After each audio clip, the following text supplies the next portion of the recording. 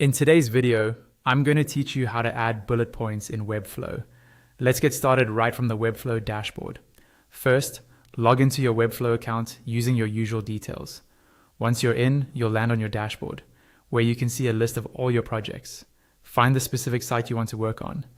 When you hover your mouse over that project card, you'll see an option appear that says Open in Webflow.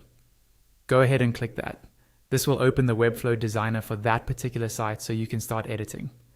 After the designer loads, navigate to the page and section where you want your bullet points to appear. This might be in a text section, a feature list, or anywhere you need a structured list.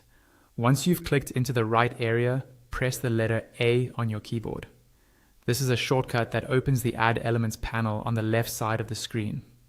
In this panel, you'll see a variety of elements you can add to your page. Use the search bar at the top and type list. When the list element appears, click and drag it onto your page and drop it exactly where you want the bullet points to show up. You should now see a simple list structure appear inside your layout. With the list element selected, look over to the right-hand side of the screen and make sure you're in the Style tab. Here you can control how the bullet points look. Near the top, you'll find list style options. Set the style to circles if you want standard bullet points. You'll also notice you can switch to squares, numbers, letters, or even Roman numerals if you prefer a different look. This is a great way to match your list style to your site's overall design. Now it's time to add your actual content to each bullet. Click on one of the individual list items in your list.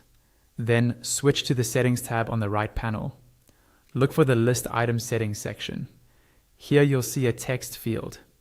Type the text you want for that bullet point into this field. Once you've added your first item, repeat the same process for the remaining list items, editing each one's text in the Settings panel. When you're done, you'll have a clean, well-formatted set of bullet points, fully styled and customized within Webflow.